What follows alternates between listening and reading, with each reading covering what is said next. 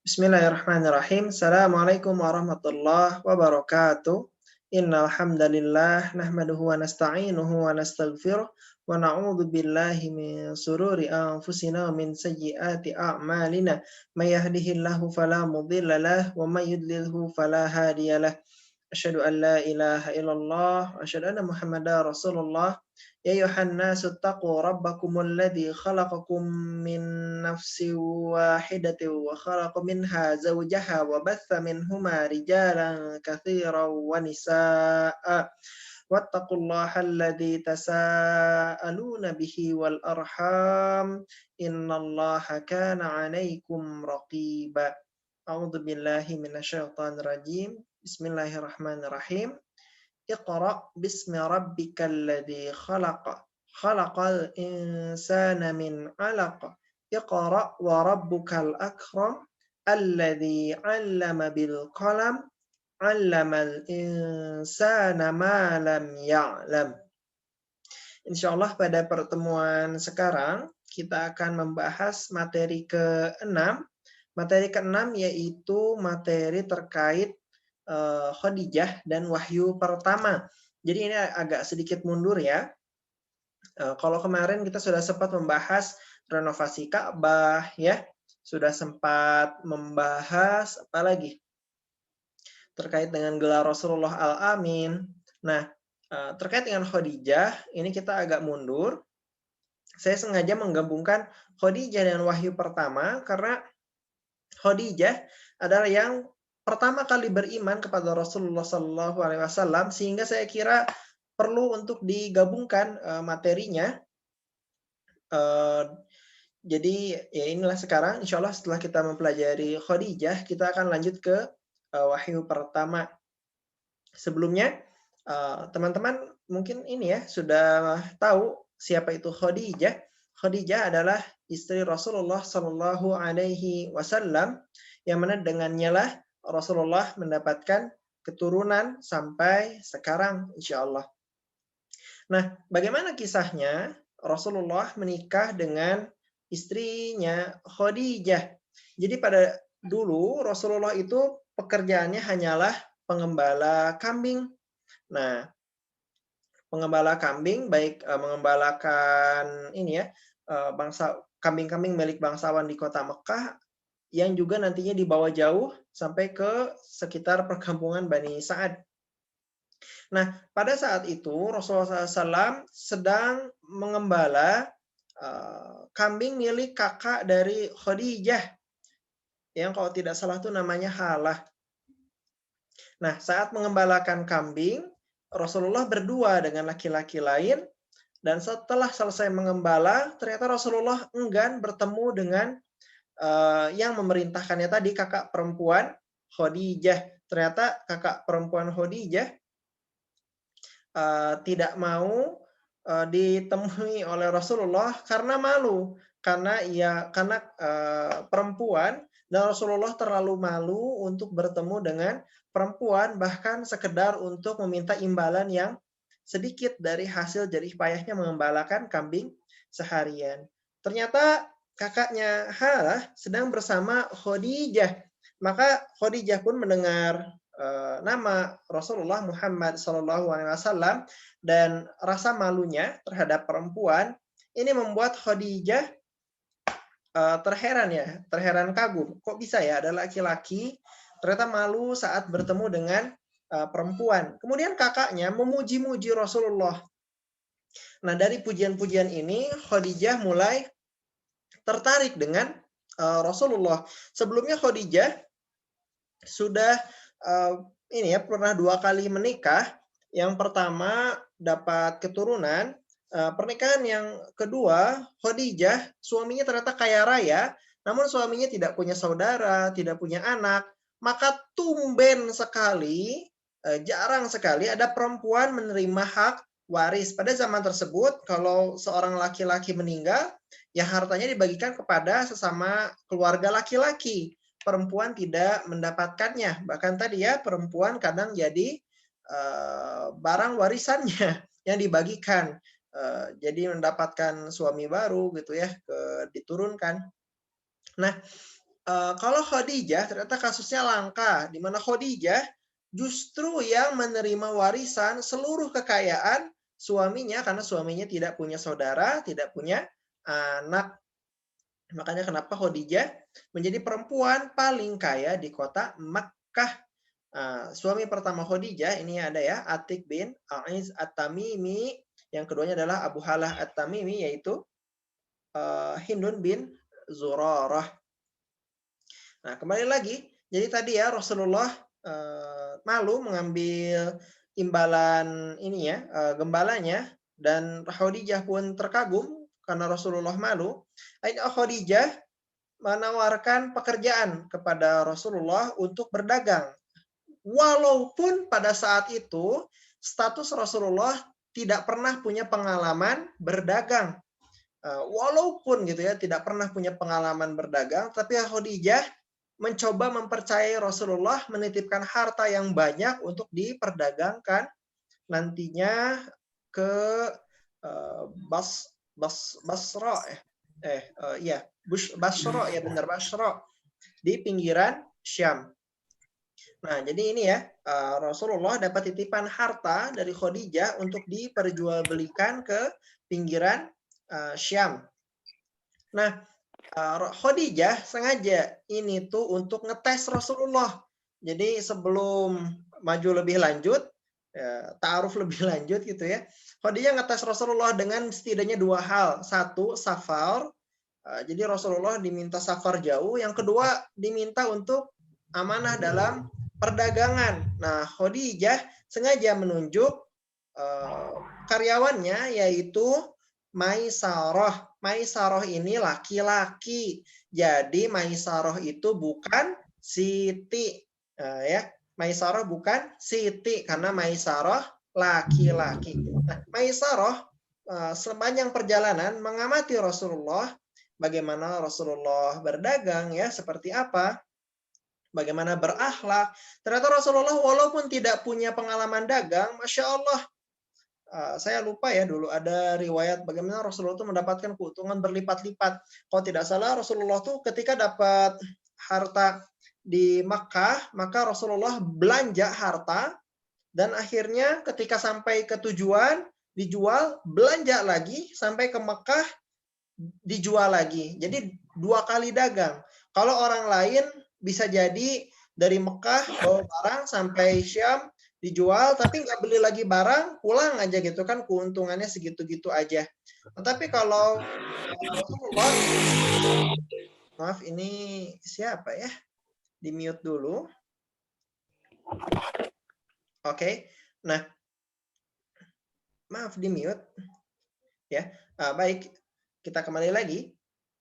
Nah, jadi Rasulullah diantaranya itu. Kemudian di sepanjang perjalanan, akhlak Rasulullah itu luar biasa baik dengan pedagang lain dan orang-orang di sekitarnya, sehingga banyak sekali harta dagangan belum sampai tujuan itu sudah viral. Oh, ini ada Rasulullah ini, dari akhlaknya, dari cara bicaranya, cara melayaninya, kejujurannya, membuat orang-orang terkagum seketika, sehingga Khadijah mendapatkan keuntungan berlipat-lipat, apalagi Rasulullah jujur.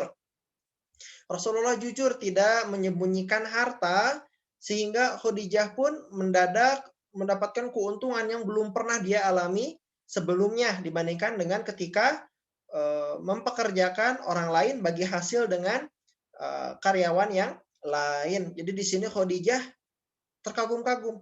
Apalagi ketika Maisarah menceritakan kepada Khadijah bahwa sesungguhnya Rasulullah itu baik akhlaknya, jujur gitu kan. Bagaimana bisa memikat pelanggan, bagaimana terkenal gitu ya dengan kebaikannya dan dengan keterbukaan Rasulullah saat berdagang, orang-orang yang menjual dan membeli saling ridho, saling tahu barangnya, sehingga tidak ada yang merasa tertipu, sehingga orang-orang tuh bisa membeli banyak ya. Namanya harum, orang-orang membeli banyak, dan inilah perdagangan yang diberkahi dibandingkan dengan perdagangan yang saling pembeli dan penjual sama-sama menipu misalkan. Ini tidak akan berlangsung panjang. Jadi Khadijah sekarang jatuh cinta pada Rasulullah ya. mulai dari sifat akhlaknya pada perempuan, mulai dari safarnya ternyata. Jadi teman-teman kalau dalam perjalanan ya, apalagi misalkan naik karavan kayak gini ya, naik kuda, naik unta, itu kan melelahkan. Namanya panas, lelah, itu emosi keluar. Nah, kalau udah emosi keluar, kelihatanlah siapa dia sebenarnya. Atau misalnya sedang berdagang, kelihatan bisa jadi rajin ibadah gitu ya, tapi giliran urusan uang ternyata tidak amanah. Nah, ini juga kelihatan. Jadi kita tuh bisa kenal seseorang di antaranya kalau sudah pernah menginap, kalau sudah pernah berdagang ya, kalau sudah pernah safar bersama. Jadi Khadijah ini serius ini. Saat ingin menikah lagi, wow ternyata Rasulullah akhlaknya luar biasa. Makanya Khadijah pun berminat untuk menikahi Rasulullah, namun Khadijah juga malu bagaimana ia bisa menawarkan dirinya pada Rasulullah. Maka Khadijah pun melalui perantara Nafisah. Nafisah ini nggak bilang frontal ya, menjaga kehormatan Khadijah. Jadi nggak bilang, Khadijah mau nikah, oh enggak. Nafisah itu bilang, Rasulullah kenapa tidak menikah gitu kan. Bila ada perempuan gitu kan, yang kaya, yang ini, dia mau menikah denganmu bagaimana? Oh jadi pakai bahasa yang diputar-putar dulu, menjaga kehormatan Khadijah. Rasulullah juga terkaget, emang ada yang mau sama saya gitu kan. Akhirnya Nafisah meyakinkan Rasulullah, coba aja lamar Khadijah. Wah pokoknya jadi mak comblang. Dan teman-teman ini dalam Islam tuh berpahala ya, jangan dikira ngebawelin kayak gini tuh dosa, enggak ya. Jadi membantu seseorang untuk menikah itu justru berpahala. Ya, jadi teman-teman kalau misalkan ada rekan-rekannya yang ingin menikah dibantu silahkan. Nah, jadi Rasulullah akhirnya minta izin kepada pamannya Abu Thalib, bagaimana ini? Apakah diterima ini nikah sama Khadijah gitu kan? Wah, Abu Thalib mendukung gitu kan. Khadijah juga sama berdiskusi dengan kabilahnya, kabilah Bani Asad, juga keturunan Bani Mudhar. Nah, ini setelah berdiskusi terutama dengan pamannya Amr bin Asad, maka Khadijah pun akhirnya ini ya, resmi nantinya dilamar oleh pihak Rasulullah, diterima lamarannya dan akhirnya menikah. Rasulullah tidak punya harta banyak, akhirnya Rasulullah memberikan mahar 20 ekor unta yang masih muda. Satu unta berapa? Satu unta mungkin anggap ya, saya tidak tahu pasti, mungkin 40 juta. Kalau dikali 20 udah 800 juta. Nah, siapa teman-teman yang maharnya 800 juta? Dan dalam Islam hati-hati, yang mahal tuh harusnya mas kawin, bukan walimahnya. Suka kebalik di Indonesia. Walimah mewah-mewah, mas kawin cuman seperangkat alat sholat. Tapi itu di pembahasan sekolah pranikah, tidak dibahas lebih dalam di sini ya. Kita lanjut. Khadijah memiliki 6 orang anak setelah menikah dengan Rasulullah, yaitu ada Al-Qasim, ada Zainab, Ruqayyah, Ummu Kulthum, Fatimah, dan Abdullah. Semua anak laki-laki Rasulullah meninggal di waktu kecil.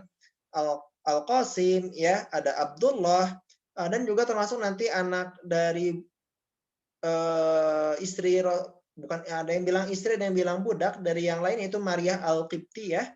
Ibrahim juga meninggal. Sisalah putri-putri Rasulullah yang juga nanti meninggal di saat Rasulullah masih hidup, kecuali Fatimah yang 6 bulan setelah Rasulullah wafat, baru Fatimah wafat. Nah, Rasulullah dia panggil Abul Qasim sebagai kunyahnya. Kunyah itu gelar mungkin ya. Jadi Abul Qasim bapaknya Qasim, Ummul Qasim ibunya Qasim. Nah, teman-teman silahkan buatlah kunyah untuk diri sendiri, mau dipanggil siapa gitu kan. Kalau bisa di inilah ya, bisa kalau misalnya suka kucing nanti mungkin jadi kayak Abu Hurairah. Oke ya, kita lanjut. Maaf, ini boleh dimatikan yang belum di-mute. Oke, kita kembali lagi. Kemudian ini oh iya. Nah, Rasulullah menikah pada waktu itu statusnya 2 bulan pulang dari Syam berdagang. Maka setelah 2 bulan tersebut Rasulullah menikah dengan Khadijah. Dan Khadijah ini unik teman-teman, sebagai yang statusnya strata sosialnya lebih tinggi, Khadijah itu bisa menempatkan diri di bawah qawam kepemimpinan Rasulullah, maka Khadijah menyerahkan hartanya pada Rasulullah untuk dikelola, dan Khadijah nantinya mendapatkan nafkah dari pengelolaan harta Khadijah. Jadi Khadijah tidak ingin membuat suaminya minder di hadapan Khadijah. Oke, kita lanjut lagi. Nah, bagaimana Rasulullah mendapatkan wahyu pertama? Nah, jadi Rasulullah sudah sampai ke usia ini ya, menjelang 40 tahun, kurang lebih 37 tahun usia Rasulullah. Rasulullah pada saat itu mulai ini ya, merasakan ketidaknyamanan. Apa ketidaknyamanannya? Pertama, melihat di Mekah penuh dengan kemaksiatan. Rasulullah Allah jaga dari kemaksiatan. Rasulullah tidak pernah menyembah berhala, tidak pernah bersumpah atas nama berhala. Rasulullah juga dicegah Allah untuk berlaku maksiat ya. Pernah Rasulullah itu duduk-duduk dekat pesta pernikahan, namun mungkin ada maksiatnya, maka Allah menidurkan Rasulullah sehingga Rasulullah tidak bisa tidak terkena fitnah dari maksiat yang ada di pesta pernikahan. Walaupun riwayatnya lemah, tetapi ya kalaupun itu benar maka itu Masya Allah. Nah, Rasulullah juga mulai dari menjelang tahun ini ya, menjelang tahun-tahun pertama kenabian, kurang lebih 3 tahun sebelum, berarti usia dari 37 sampai 40, Rasulullah mulai mengalami hal-hal yang terkait ini ya, tadi ya, hatinya sudah mulai tidak enak, dan ditambah lagi kurang lebih setengah tahun sebelum Rasulullah diangkat menjadi nabi, Rasulullah mendapatkan banyak ciri-ciri kenabian yang mulai sangat dirasakan oleh Rasulullah. Yang pertama, ternyata ada batu itu bisa berbicara dan mengucap salam pada Rasulullah, maka Rasulullah pun terkaget. Kemudian juga di antara ciri-ciri kenabian menjelang diangkatnya nabi adalah ar-ru'yah as-sadiqah. Apa itu ru'yah sadiqah? Itu adalah mimpi yang ternyata benar. Jadi selama waktu menjelang kenabian, Rasulullah itu sering bermimpi yang mana itu merupakan peristiwa di kemudian hari di kota Mekah, maka Rasulullah pun mengetahui apa yang akan terjadi di kota Mekah beberapa hari kemudian melalui mimpinya. Saya tidak tahu ya, mungkin ada yang meninggal, mungkin ada yang lahir, kejadian ini, kejadian itu. Itu dialami Rasulullah, sehingga Rasulullah pun merasa ada sesuatu yang menimpa dirinya, apa gitu kan. Rasulullah akhirnya di tengah semua kondisi itu melihat masyarakat rusak, ternyata juga mulai mendapatkan mimpi-mimpi yang tidak umum, maka Rasulullah pun bertahanut mungkin ya, ke gua Hira di Jabal Nur. Jadi Jabal Nur itu ada di luar kota Mekah, tidak di dalam kota Mekah, tetapi dari sana Rasulullah bisa melihat Ka'bah dari kejauhan. Rasulullah dibekali oleh istrinya Khadijah dengan bekal air, roti ya, dengan bekal yang cukup, sehingga kalau ada orang yang lewat, yang dekat, terutama orang itu miskin, maka Rasulullah pun menjamunya dengan makanan yang ia bawa. Rasulullah di gua itu merenung, mendekatkan diri kepada Allah, ingin menjauhkan diri dari maksiat yang ada. Rasulullah ingin sekali memperbaiki kota Mekah dari kemaksiatan yang marak, tetapi Rasulullah tidak tahu harus berbuat apa. Nah, kita lanjut lagi. Nah, akhirnya Allah berkenan untuk menurunkan Al-Quran pada Rasulullah melalui Jibril. Bagaimana? Izin tanya nanti ya. Kita bahas. Rasulullah akhirnya ini mendapatkan wahyu pertama, ulama berbeda pendapat sebagaimana tanggal berapa kelahiran Rasulullah, ulama berbeda pendapat. Kemarin saya bilang 9 Rabiul Awal karena ternyata dalam perhitungan kalender modern itulah hari Senin. Begitu pula dengan sekarang, pada hari Senin di bulan Ramadan yang mana itu merupakan malam ganjil Lailatul Qadar, diprediksi seharusnya bukan tanggal 17 ya, tetapi tanggal 21.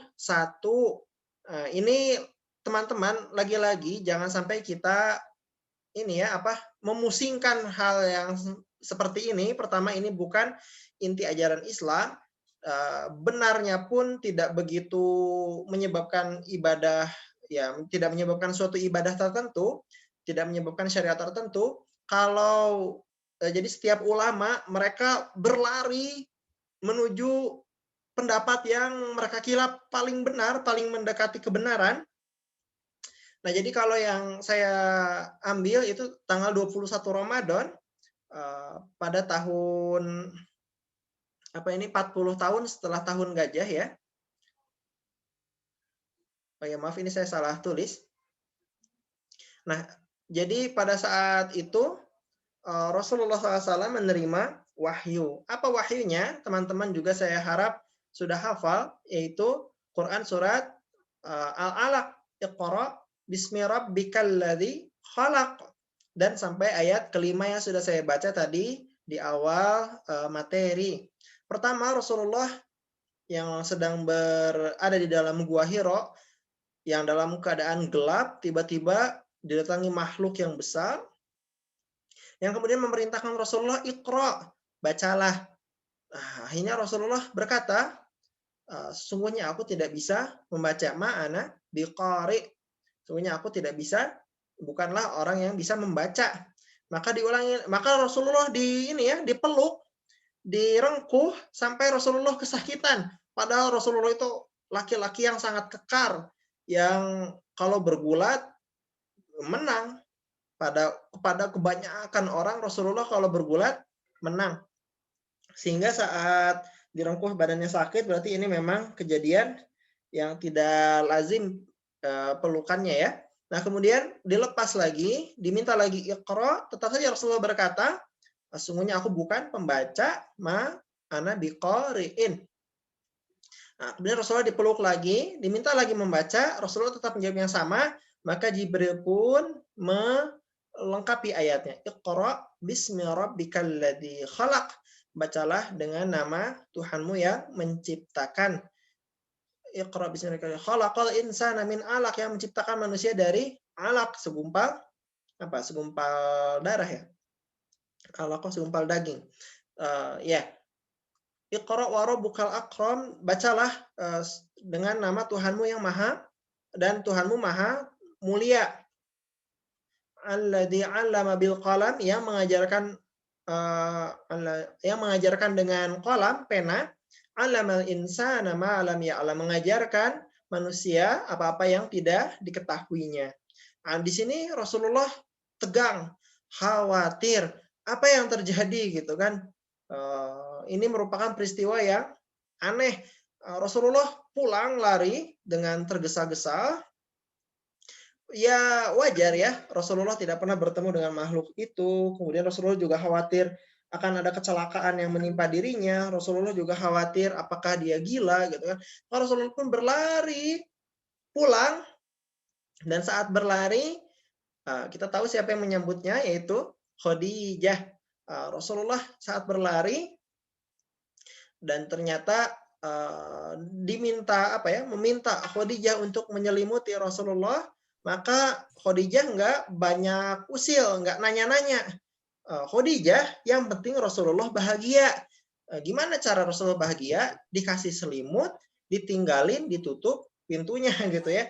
Nggak kepo. Apa yang terjadi? Apa yang ngomong dulu? Nggak kayak gitu. Nah, kalau suami lagi ada masalah, istrinya malah jadi kayak wartawan, itu tidak menyelesaikan masalah, malah menambah ketegangan. Ya, begitu. Ini boleh di-mute lagi, teman-teman. Oke, kita lanjut lagi. Gitu ya. Jadi istri yang baik adalah yang meninggalkan suaminya saat suaminya butuh sendirian. Berbeda dengan perempuan ya, kalau ada masalah biasanya pingin cerita. Rasulullah saat ada masalah sebagai laki-laki pada umumnya inginnya sendirian, sedang gemetar sendirian, tidak diwawancara istrinya. Nah, Rasulullah akhirnya berkonsultasi dengan sepupu Khadijah yang mengikuti ajaran Nabi Isa alaihissalam, yaitu Waraqah bin Naufal bin Asad bin Abdul Uzza, yang mana Waraqah mengetahui dari kitab bahwa Rasulullah ini kalau benar apa yang terjadi, maka sesungguhnya itu sama ya dengan apa yang terjadi pada Nabi Musa, ya. Apa yang datang kepada Nabi Isa itu sama dengan yang datang kepada Rasulullah, maka Rasulullah adalah nabi, dan kalau benar Rasulullah nabi akhir zaman, maka Rasulullah akan diusir dari kaumnya. Jadi sudah ada suratan di Alkitab bahwa nabi akhir zaman itu akan diusir oleh kaumnya. Waroko saat itu buta, mengetahui bahwa sudah tua renta, akan meninggal. Andaikan Waroko masih hidup, Waroko ingin sekali untuk membela Rasulullah. Begitu ya. Nah, jadi ternyata benar, walaupun Waroko berazam ingin sekali untuk membela Rasulullah, ternyata ajal menjemput. Akhirnya Rasulullah pun sekarang tertekan, sedih ya. Di sini ada kisah yang riwayatnya diperselisihkan, tapi saya kira saya ceritakan saja, berarti boleh dipercaya boleh tidak ya. Jadi teman-teman perlu ketahui bahwa ini diperselisihkan kisahnya. Rasulullah saking ketakutannya, ia berlari ke gunung, berharap dirinya jatuh atau terpeleset atau apa, atau ya musnah, ya ini meninggal ya di gunung. Saking ketakutannya dengan apa yang menimpa dirinya. Namun ketika Rasulullah berlari, Jibril ada di langit dan memanggilnya, "Ya Muhammad, wahai Muhammad, sungguhnya engkau benar-benar Rasulullah, engkau benar-benar utusan Allah." Rasulullah pun kembali. Itu berulang sampai 3 kali. Setiap kali ditenangkan oleh Jibril, maka Rasulullah pun kembali tidak tegang, menjadi tenang kembali. Ini riwayatnya diperselisihkan, tetapi bolehlah diketahui. Oke, kemudian berikutnya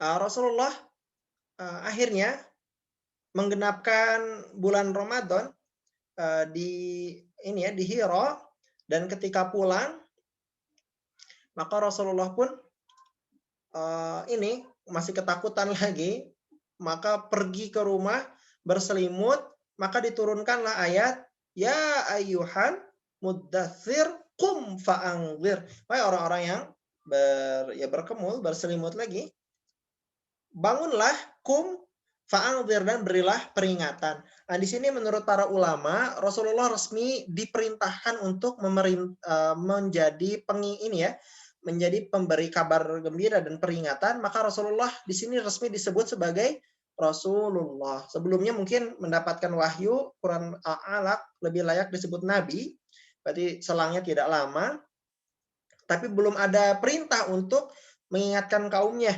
baru disuruh baca ya, baru disuruh mendekatkan diri pada Allah Subhanahu wa taala. Di Quran surat Al-Mudatsir Rasulullah diperintahkan, diwajibkan untuk memberi peringatan, maka resmilah Rasulullah mendapatkan gelar utusan Rasul ya, Rasul yang mana wajib menyampaikan apa yang telah ia ketahui. Kalau Nabi kan tidak wajib berdakwah ke kaumnya ya, tetapi kalau Rasulullah itu wajib apa yang disampaikan oleh Allah harus disampaikan kepada kaumnya. Mudah-mudahan jelas teman-teman. Kita coba jawab ya pertanyaan yang ada. Izin tanya Ustadz, ketika Rasulullah tidak pernah menyembah berhala, apakah tidak ada keheranan atau teguran dari keluarga? Jadi apakah sebelum menikah dengan Rasulullah Khadijah dijaga dari menyembah berhala? Nah, jadi setahu saya Khadijah karena memiliki sepupu Warokoh bin Naufal, mengetahui ilmu ya kitab walaupun tidak banyak, maka terjaga Khadijah dari menyembah berhala. Adapun Rasulullah, maka ia tidak ini ya, mungkin tidak berani ditegur. Rasulullah itu terlalu mulia untuk ada yang berani menegur. Pertama, Rasulullah itu memang bawaannya itu wibawa sekali gitu kan. Kalau ketemu Rasulullah tuh segan orang-orang. Orang-orang itu merasakan kewibawaan, merasakan kehebatan Rasulullah dari pembawaan akhlaknya saja. Dari situ belum lagi dari nasabnya, dari gelar al-aminnya. Jadi tidak ditegur walaupun menyelisihi kebiasaan orang, tetapi orang ya ya sudahlah, buat apa juga diurusin. Jadi Rasulullah nggak ditegur karena memang wibawanya terlalu tinggi untuk orang mau mengurusi hal-hal yang seperti itu. Kemudian izin bertanya Ustadz, apakah sahabat awal-awal dakwah Rasulullah yang tauhidnya masih murni seperti Rasulullah, sebelum Nabi Muhammad diangkat jadi Nabi, bagaimana syariat yang dijalankan beliau? Jadi Rasulullah dulu ini ya belum mengetahui syariat, sehingga Rasulullah kebingungan apa yang mau dilakukan. Rasulullah membenci maksiat, membenci kemusyrikan, membenci segala macam. Tetapi tidak ada panduan, mau ngapain terus kalau kayak gitu. Jadi belum bisa berbuat apa-apa secara ini ya, secara skala masif, baru mungkin menyelamatkan anak perempuan yang bisa diselamatkan, menghormati orang-orang, menjaga orang-orang, menolong orang-orang yang bisa ditolong gitu ya, tapi tidak bisa nahi mungkar secara luas. Kemudian apakah ini ya sahabat ada yang tauhidnya masih murni? Setahu saya ini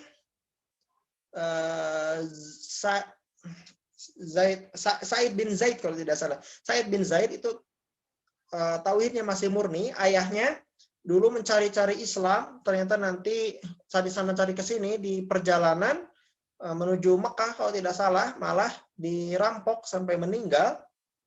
Anaknya mewarisi ketauhidan ayahnya, menunggu Rasulullah dan akhirnya mendapatkan dakwah dari Rasulullah. Maka saat Said bin Zaid ini menanyakan nasib ayahnya, maka Rasulullah menenangkan bahwa ayahnya bagian dari kaum muslimin. Gitu ya. Jadi ada beberapa sahabat yang tauhidnya masih murni, walaupun tidak banyak ya, agak susah dicari nama-namanya, tapi ada. Kemudian izin bertanya, apakah Warokoh itu pendeta Nasrani yang pertama kali melihat tanda kenabian pada Nabi Muhammad? Jadi Rasulullah SAW itu mengalami hal-hal yang istimewa gitu ya. Cuman ya tidak inilah enggak diviralkan. Jadi mungkin Rasulullah merasakan ru'yah sodikoh ya, merasakan apa? Rasulullah enggak ribut ke orang-orang. Ya, jadi kalau ini Warokoh ini juga kaget kalau ternyata Rasulullah dari suami sepupunya sendiri. Warokoh senang, sayang udah kerasa bentar lagi meninggal gitu kan. Jadi Warokoh baru tahu saat itu dan berjanji andaikan gitu kan aku masih hidup saat kau mau mengusirmu, aku pasti membelamu. Ternyata berapa hari kemudian meninggal. Jadi Warokoh baru tahu saat itu, segera beriman kepada Rasulullah. Cuman sayang usianya tidak panjang. Ini bertanya Ustadz, jadi dulu sistem pernikahan Rasulullah dengan Khadijah seperti apa? Nah, bismillah, teman-teman, dalam apa ya? Mungkin kalau pernikahan zaman dulu Rasulullah dengan Khadijah itu masih lebih tepat sesuai dengan syariat Islam dibandingkan dengan bangsa-bangsa yang lainnya. Jadi dari mana pihak wali menyerahkan putrinya, tanggung jawabnya kepada laki-laki yang hendak menikah. Tetapi teman-teman, begini, kalau misalkan ada pernikahan yang dianggap sah oleh suatu urf, suatu budaya di suatu tempat, kemudian pasangan suami istri tersebut masuk Islam, maka tidak perlu diulangi lagi nikahnya, gitu ya. Jadi walaupun nanti Rasulullah dalam pandangan syariat ternyata bisa jadi ada kekurangan dari sisi syariat, tapi karena pada urf sebelumnya itu sudah sah diterima, maka nikahnya tidak perlu diulangi dan dianggap sah juga dalam syariat Islam. gitu ya. Jadi kalau ada agama Hindu ya, misalkan agama Hindu kan perempuan ya yang bayar mas kawin ke laki-laki dengan harga yang mahal. Makanya kenapa dalam agama Hindu perempuan agak susah nikah karena perempuan yang harus nyiapin harta buat ngelamar laki-laki. Dan jadi akad nikahnya juga tentu berbeda. Atau orang Kristen ya yang nikah laki-laki sama perempuan, bukan laki-laki dengan wali perempuan ya. Kalau Islam kan laki-laki dengan laki-laki dalam arti yang mau menikah dengan bapaknya gitu ya. Jadi akad nikahnya laki-laki dengan laki-laki kalau dalam Islam. Bukan menikahnya, tapi akadnya ya laki-laki yang mau menikah dengan bapaknya. Nah, tapi kalau di agama lain kan laki-laki dengan perempuan, itu seharusnya tidak sah kalau dalam syariat Islam. Tapi karena itu agama sebelumnya, maka saat nantinya masuk Islam belakangan, dianggap sah secara hukum Islam pula. Mudah-mudahan jelas ya. Izin tanya lagi ya Ustadz, apakah Warokoh bisa dianggap sahabat? Saya kira bisa ya, karena Warokoh itu beriman kepada Rasulullah menjelang wafatnya. Maka Warokoh layak mendapatkan gelar sahabat yang mana bertemu Rasulullah dalam keadaan beriman, meninggal pula dalam keadaan beriman. Baik, karena sudah waktunya 1 menit lagi habis, kita tutup ya dengan doa kifaratul majelis. Subhanakallahumma bihamdika asyhadu an la ilaha illa anta astaghfiruka wa atubu ilaik. Kita salawat. Allahumma sholli ala Muhammad wa ala ali Muhammad kama shallaita ala Ibrahim wa ala ali Ibrahim wa barik ala Muhammad wa ala ali Muhammad kama barakta ala Ibrahim wa ala ali Ibrahim fil alamin innaka Hamidum Majid. Kita berdoa untuk orang tua kita, Rabbighfirli wa liwalidayya warhamhuma kama rabbayani shaghira. Terima kasih yang benar dari Allah, yang saya sendiri. Assalamualaikum warahmatullahi wabarakatuh. Terima kasih teman-teman.